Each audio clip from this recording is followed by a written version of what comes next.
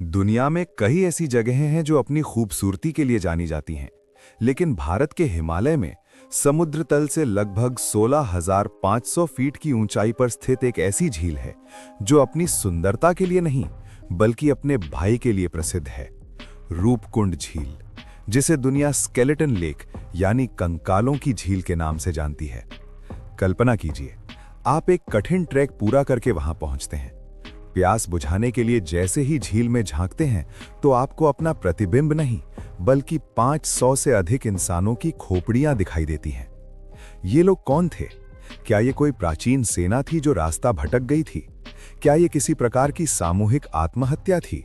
या फिर जैसा वहां के स्थानीय लोग मानते हैं, क्या ये देवी नंदा देवी का कोई भयानक श्राप था?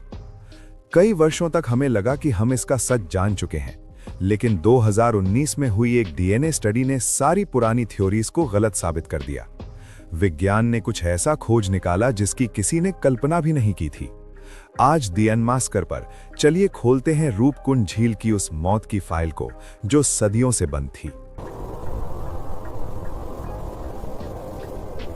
ये कहानी शुरू होती है आज से लगभग 80 वर्ष पहले। साल था 1942। पूरी दुनिया में द्वितीय विश्व युद्ध चल रहा था। उत्तराखंड के चमोली जिले में एक ब्रिटिश फॉरेस्ट रेंजर एच.के. माधवल गश्त पर थे। तभी उनकी नजर बर्फ के नीचे दबी कुछ अजीब चीजों पर पड़ी। जब वे पास गए तो उनके होश उड़ गए। वे पत्थर नहीं थे, वे इंसानों की हड्डियां थीं।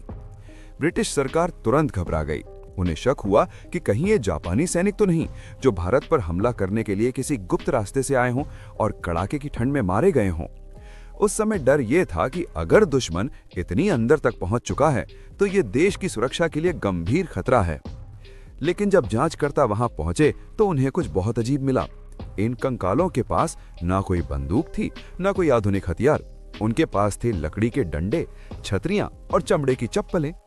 जांच से ये साफ हो गया कि ये जापानी सैनिक नहीं थे। ये शव बहुत पुराने थे। लेकिन सवाल अब भी वही था, अगर ये सैनिक नहीं थे तो इतनी बड़ी संख्या में लोग इतनी ऊंचाई पर आखिर करने क्या गए थे?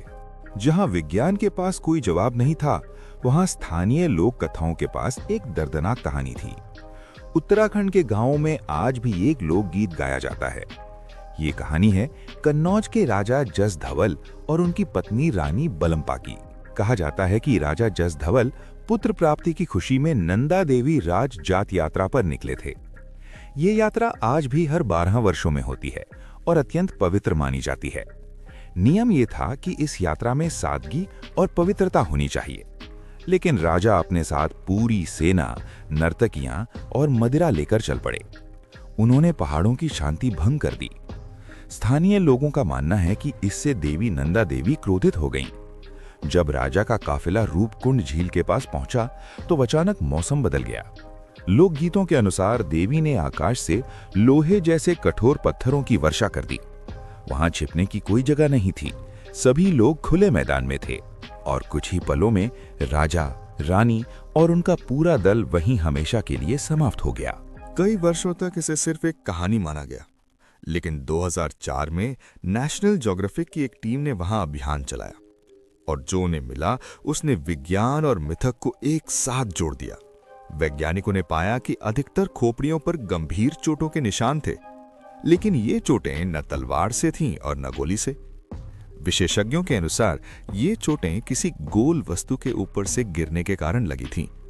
वैज्ञानिक भाषा में इसे कहा जाता है ब्लंट फोर्स ट्रॉमा। अनुसंधानकर्ताओं ने अनुमान लगाया कि ये गोल वस्तुएं लगभग क्रिकेट बॉल यानी 7 सेंटीमीटर के आकार की थीं। अर्थात स्थानीय लोगों की कहानी सच थी। वे लोहे के पत्थर दरअसल एक भयानक ओलावृष्टि थी। जब इतनी बड़ी बर्फ की गोलियां 100 किलोमीटर प्रति घंटा की रफ्तार से सिर पर गिरें तो बचना लगभग असंभव होता है। तो क्या रहस्य सुलझ गया? हमें लगा हाँ, लेकिन असली मोड़ अब आना बाकी था। साल 2019। हैदराबाद स्थित सीसीएमबी और हार्वर्ड मेडिकल स्कूल ने इन हड्डियों का डीएनए परीक्षण किया। रिपोर्ट ने वैज्ञानिकों को चौंका दिया।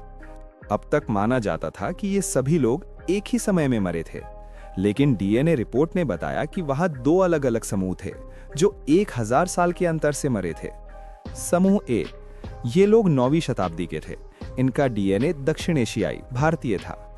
ये कहानी राजा जसधवल से मेल खाती है, लेकिन समूह भी सबसे बड़ा रहस्य था। ये लोग समूह ए के लगभग 1000 साल बाद यानी 1800 के दशक में मरे थे। और चौंकाने वाली बात ये थी कि इनका डीएनए भारतीय नहीं था। इनका डीएनए ग्रीस भूमध्य सागरीय क्षेत्र के लोगों से मेल खाता था। अब सोचिए 1800 के दशक में ग्रीस या यूरोप के लोग भारत के इस दुर्गम क्षेत्र में आखिर क्या कर रहे थे। न कोई लिखित रिकॉर्ड है, न किसी इतिहास की किताब में उल्लेख। कुछ सिद्धांत करते हैं कि शायद ये कोई खोया हुआ अभियान दल था या फिर सिल्क रूट के व्यापारी, लेकिन रूपकुंड कभी व्यापार मार्ग रहा ही नहीं। रूपकुंड झील ने हमें कई उत्तर दिए हैं, लेकिन हर उत्तर के साथ नए सवाल खड़े कर दिए हैं। राजा जसधवल की कहानी शायद सच थी, लेकिन दूसरा समूह कौन था? ग्रीस के लोग वहां क्यों गए थे और उनकी मौत कैसे हुई? ये रहस्य आज भी उस झील की गहराइयों में दफन है। विशेषज्ञों का मानना है कि ग्लोबल वार्मिंग के कारण ये हड्डियां तेजी से नष्ट हो रही हैं। हो सकता है कि आने वाले समय में ये सबूत हमेशा के लिए मिट जाएं। आप क्या सोचते हैं? ग्रीस वाले लोग वहां क्या खोजने गए थे? अपनी थियरी कमेंट सेक्शन में जरूर बताएं। अगर आज की वीडियो आपको पसंद आई हो तो लाइक बटन जरूर दबाएं। ऐसे ही रहस्यमय कहानियों को अनमास्क करने के लिए दी अनमास्कर को सब्सक्राइब करें। मैं आपसे अगली वीडियो में मिलूंगा एक नई मिस्ट्री के साथ। तब तक के लिए जय हिंद।